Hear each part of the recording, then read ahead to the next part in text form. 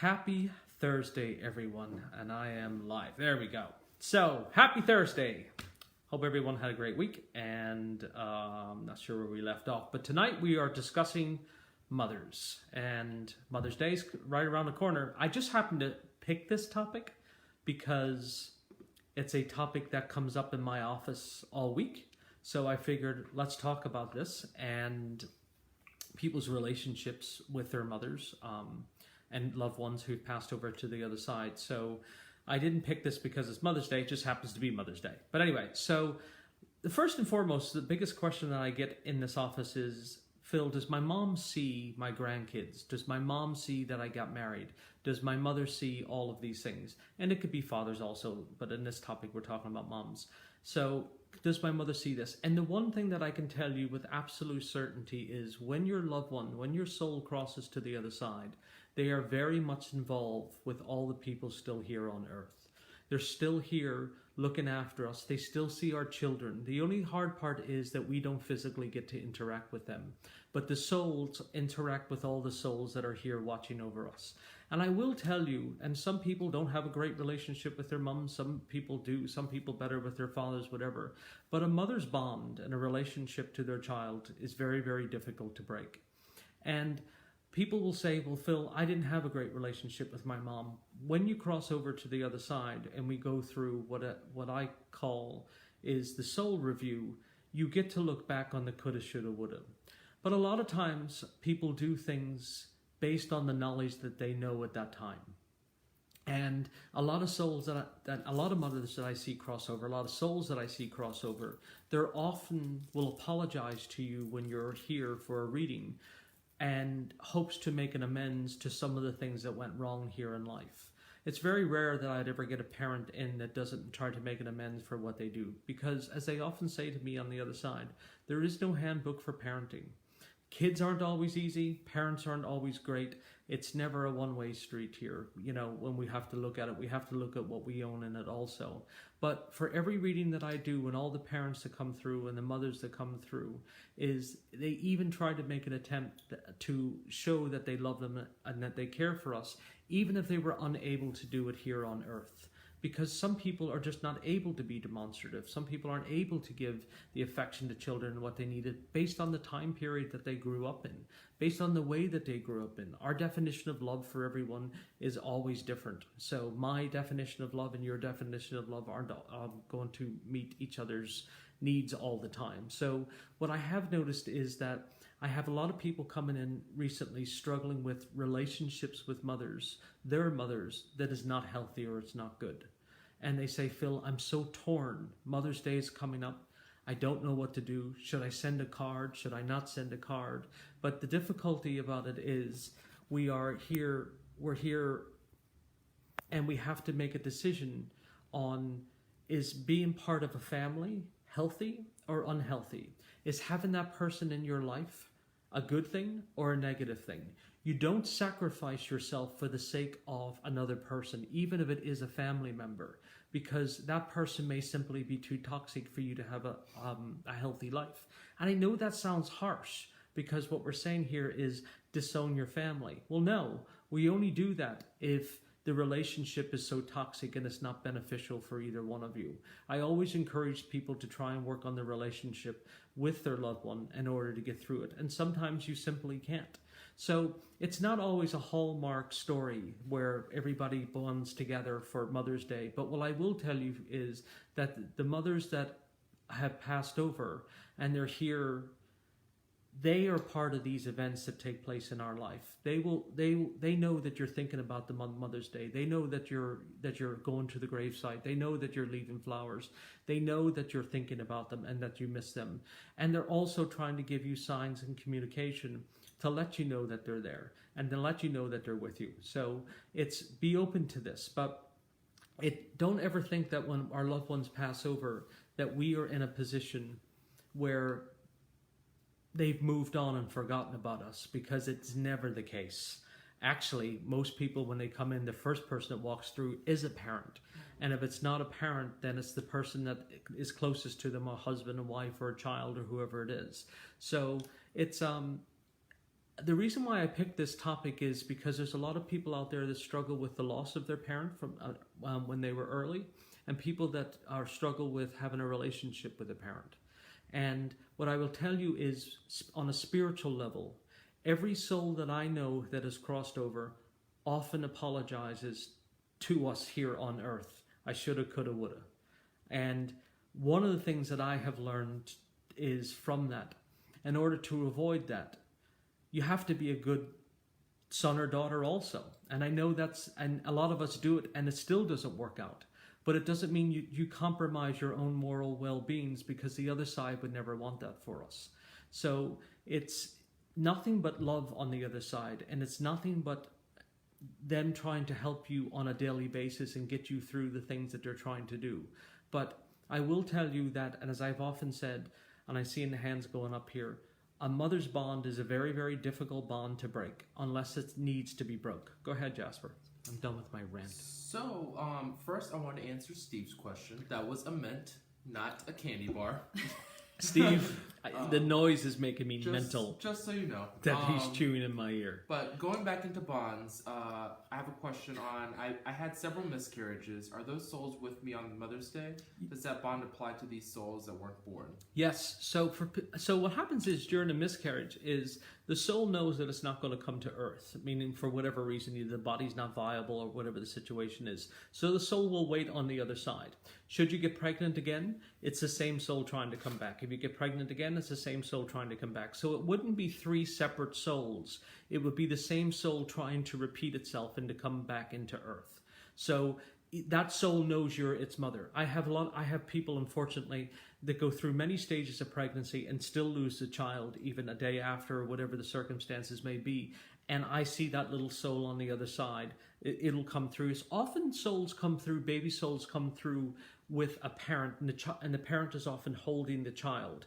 And it shows me that you, the person sitting having the reading, has lost a child or someone very close to you, meaning your sibling and or child. Go ahead, Jasper. Monica says, I saw a cardinal today. Was thinking of my mom. She died in 2011. It's very rare I see a cardinal. Could that be a sign? Yes, and cardinals are one of the biggest signs that people get. And what happens is it immediately triggers your memory to your family members that have passed over. And it immediately makes you think, wow, I never see them, and all of a sudden I see them.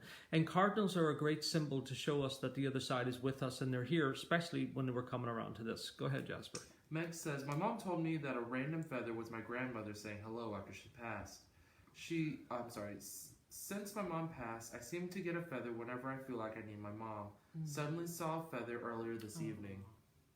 So, and feathers are a symbol from the other side. It's also a side from angels and guides to let you know I'm here and I'm with you. And I'm just leaving this on your path to let you know that this is a safe journey for you, and that I'm always watching over you. The other side never not watches over you. They're always available. Of course, they give us our personal space, but they always, around troubling times, they're there by our side. They're there holding for us. And also, I have a lot of people coming in and they say, Phil, I feel guilty because I wasn't more patient with my parent, or they had dementia, or they had a different kind of disease, and I wish, and the soul knows that once we cross over, because remember something, we're only human. We all make mistakes.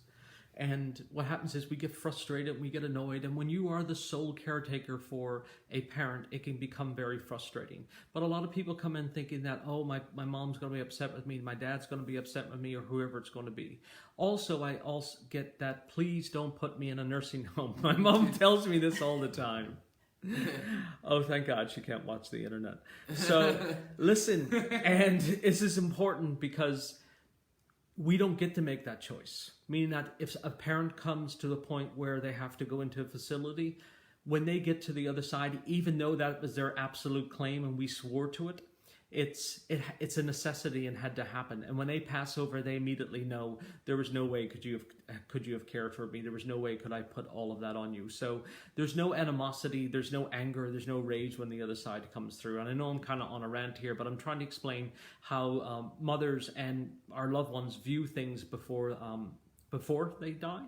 and then when they cross over. Because before you pass, you think everything around you is physical is so important. When you pass over, you realize that the only thing that is important to us is the knowledge that I was able to bring with me. Was I a good parent? Was I a lousy parent? Should I have changed my methods? How, what did I do? Could I not have had a relationship with my kid because it just simply, because believe me, there's just not great kids and there's just not great parents, and that's just the way it is.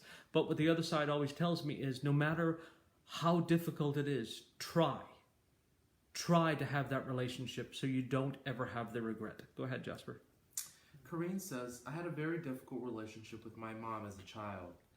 I have often thought of breaking away. She is 97 now, and I call her several times a week now several times a week now when she passes, and I will have peace with myself, knowing she was still my mom. Corrine, your mom's 97? And she's still going? Listen, you're in it for the long haul, girl. You got to stick this out. At 97, there's no point giving up on this now. At some point, maybe she'll realize, and she will realize once she crosses over into the soul review, she'll realize that her relationship with you was toxic and or she wasn't the perfect parent or however it may be. Can you read Greg's question, Jasper? Greg says, I have been having some stress with not feeling enough during my job hunt. Yesterday after 2 interviews, I came home, broke down, and felt major feelings of missing my mom. What can I do to call out to her and let her know I'm open to receiving guidance from her? Or even just a softening of my heart during the stressful job search. So, Greg, one of the easiest ways that we get the other side to help us, and say hi to Greg, everybody. He's building my new website right now. Oh, thanks, and Greg. Yeah, so yay, it's coming. I swear it's coming. But one of the easiest ways to get help from the other side is not necessarily where you say that I'm open. You just simply say I'm ready for a change and I'm ready to bring something new into my life. So, and you leave it at that. And then the other side directs you people, places, and things. They're the 3 things that they can control and what they can do to help you. So if we're looking for a new job, and this is in one of our videos that you're going to discover, Greg, when you're building the website, is that the other side will always help you in a way that if you're trying to better yourself. So sometimes when things are quiet, it's just a pause where we have to reassess ourselves. It's not a negative thing. It doesn't mean that they don't want you to do it. They just want you to reassess to make sure that what you're doing is healthy for you. But right now that you've sent it out, you'll get it. Go ahead, Jasper. So I just want you all to know I'm my mother's favorite child. Geez. I need to say this because I know my brothers are watching, and I just want to get it all out of the way. I'm my mother's favorite child. And she will tell you she doesn't have her favorites, but she really does. I'm just kidding. Go ahead, Jasper. Betty said, going back to the nursing homes, my mother said that if she were to go into a nursing home, she would die first. She said she died the first day she was taken off rehab status and became a resident, so go figure. Yes. Absolutely. There's some people are absolutely petrified to do it. But the reason why I said, see, there's my brother Kieran. He's telling you, yes, I'm my mother's favorite. But it's some of the things is, it depends on the individual. Nobody wants to die in a nursing home. It's a terrible place for anybody to pass away in. But sometimes we're unavailable. We just simply can't be a full-time caregiver. When they get to the other side, they realize that the restriction that somebody put on us or what they were putting on us was just too immense. It was too big. So when they cross over, it's not like they're going to yell at you, you stuck me in a home, or you did so on and so forth.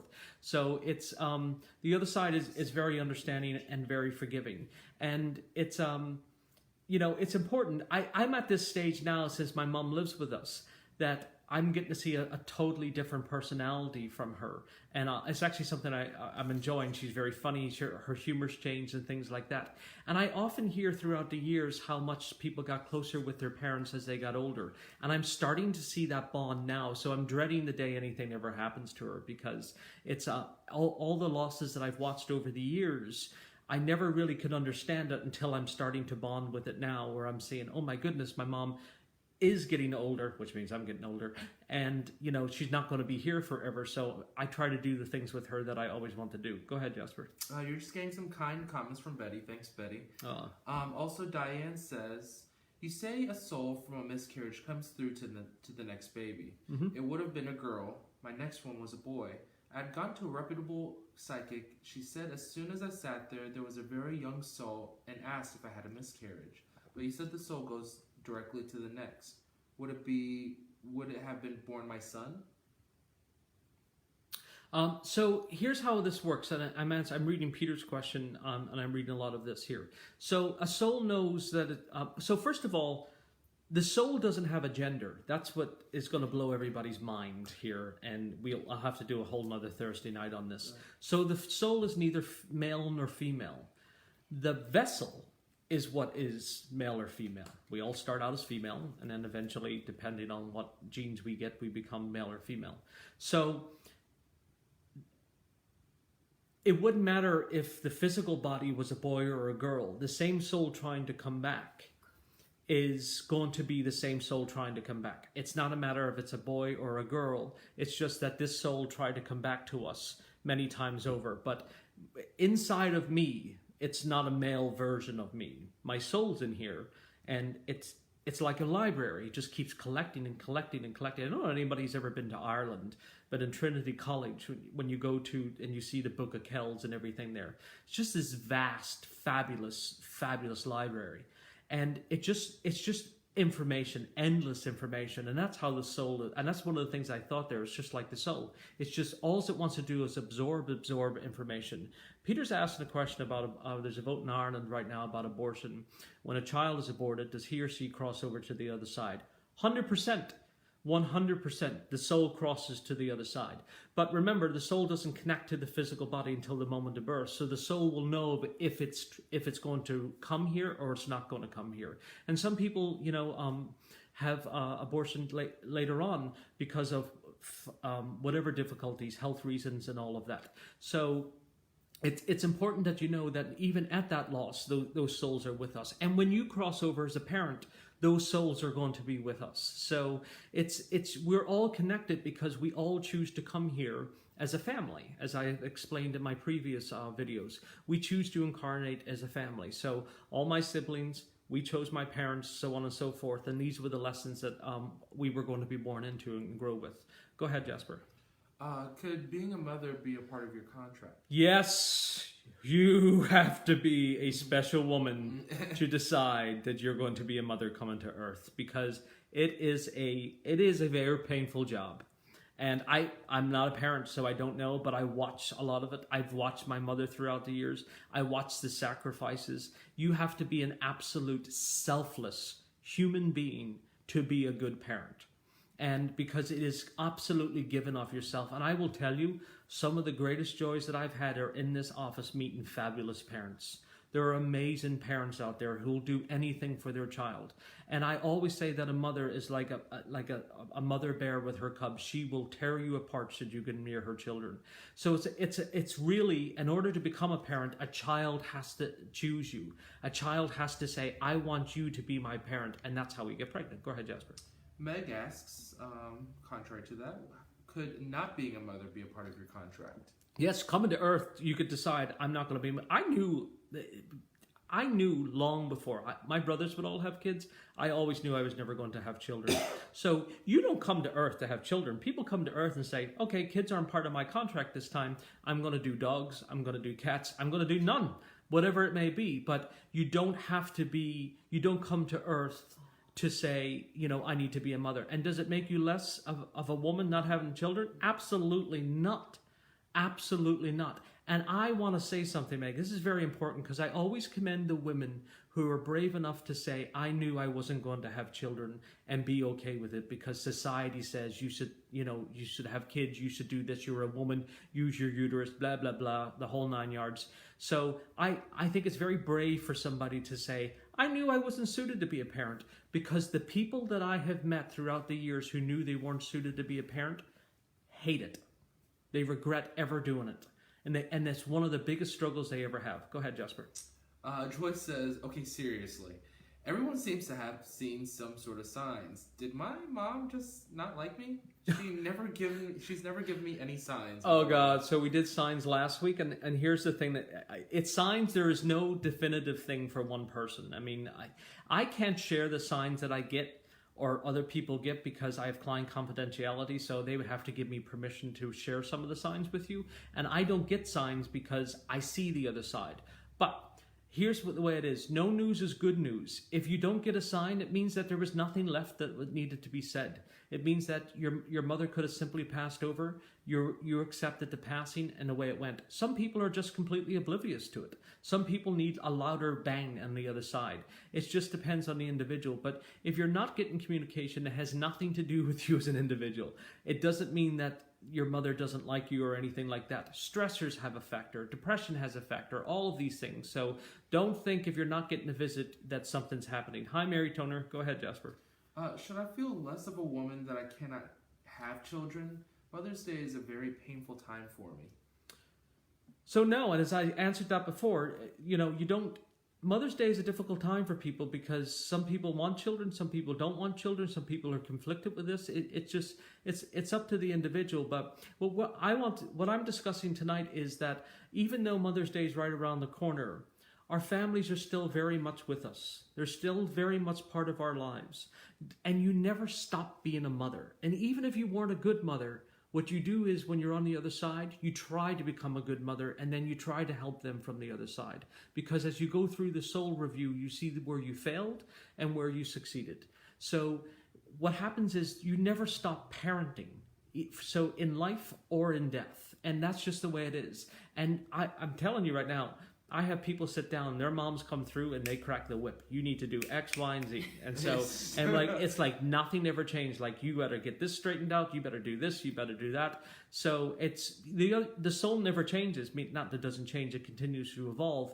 But the personality stays the same in the sense of what you would remember. If your parent was quiet, your parent's going to remain quiet. If your father was the talker, then he'll be the talker. If it was vice versa, that's the way they come through. So in a reading, people come through the way that you remember them in life. Go ahead, Jasper.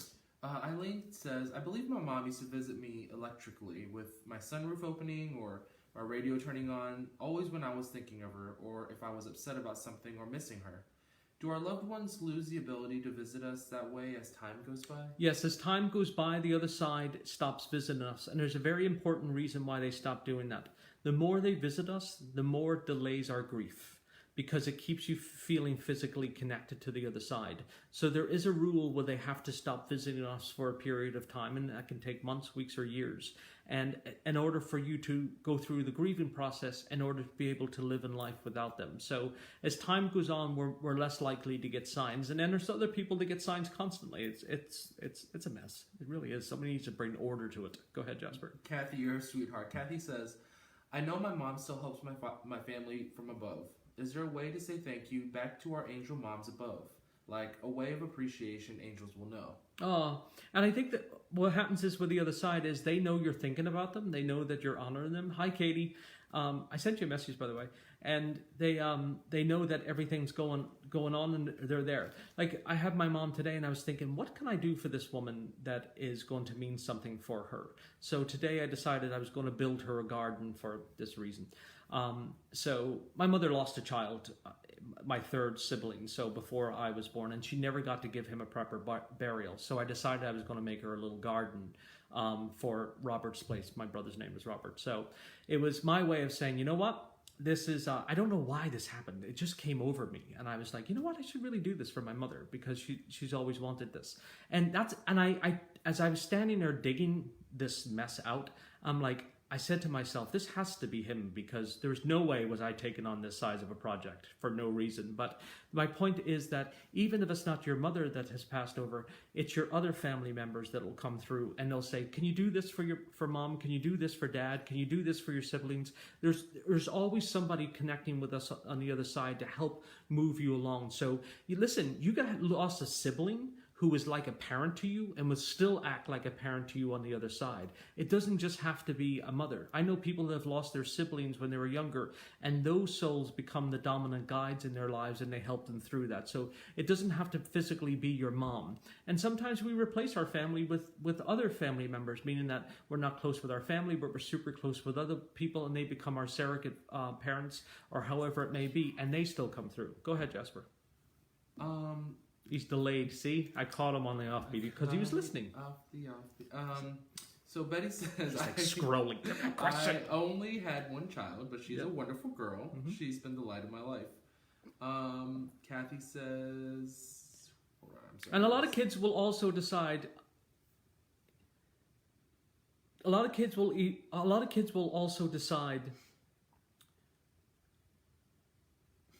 I'm trying to get this out in the right way. I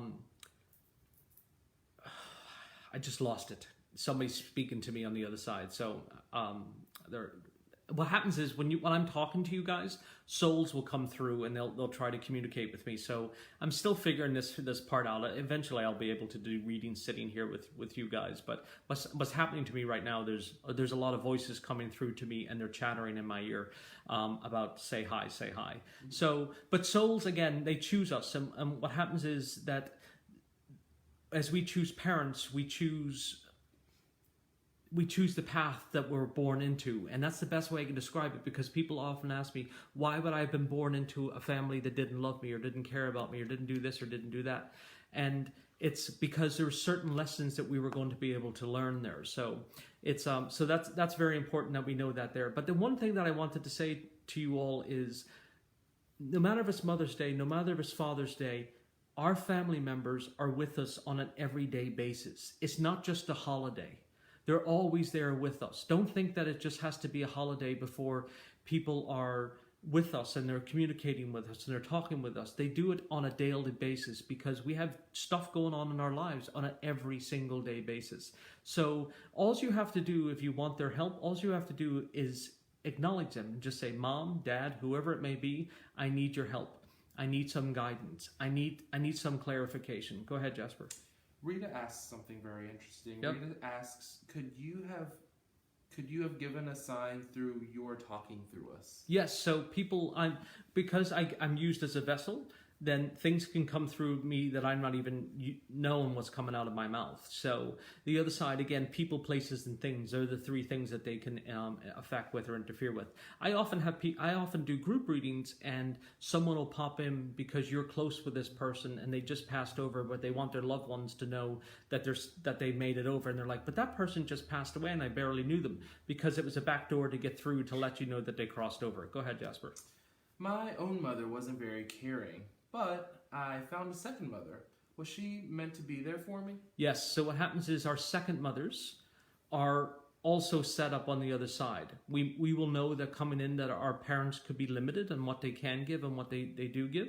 And secondly, what happens is we design another person that's going to step into our lives, and they're going to become a surrogate mother for us. So that's why I actually have people come in and they'll say their mom's here, and then I have their, let's say, stepmother, and they would be much closer to their stepmother than their actual mother or whoever else the person may be. It could be a very close friend or whatever the circumstances are. So the term mother can be very loosely used in this office, meaning that it's not everybody has a conventional relationship with their families, but we have to extend it elsewhere in order to get our needs met, whatever they happen to be. So, again, what I'm trying to convey to everybody is that even though we've lost them and even though that they're passed over to the other side, they're still very much with you on a daily basis. And here's the thing that I'm going to leave you all with, and I know this can be stressful. Stop trying to force signs, because from last week's video, this is what keeps coming up. You cannot force a sign. The more you look, the less likely you are to see it. A sign catches you off guard. It catches you when you're least expecting this. It catches you when you're just doing your normal day-to-day business, but you're not looking for it. Because if you keep looking for it, you're always going to miss it. And this is a time of year where the other side is able to give us communication. I'm not sure why when spring and summer comes around, but it's just the way that it seems to happen. So just be available, just be open, just let yourself know that I'm here, but don't force yourself to look for communication. Go ahead, Jasper, one more question. Meg asks, can you do a segment where we can learn more about what it's like for you? Where we can ask you questions about being a medium? Sorry if you've done this and I missed it. Yes, I can absolutely do a session on that. And that's actually what I was going to do tonight, but this topic came up. So in the future, I'm going to open up for you guys to ask any questions that you want, and we can do this. I'm going to do that after the launch of this new website that we have been working on. So I thank you all for tuning in tonight. I will see you guys next Thursday. I just light a candle, say a prayer. I don't know if you can all see this over here, but I have my little station where I light my candles. I got that from an old church. So I always have a place here in my office where people are able to, come and they can light a candle. They can say a prayer for their loved ones before they leave or anything like that. But thank you all again for tuning in. I will see you next Thursday with a new topic. And anybody that needs me can go to philquinn.com. If the website is up and down, you know why. And I'll see you next Thursday. And I'm still my mom's favorite. Have a nice day.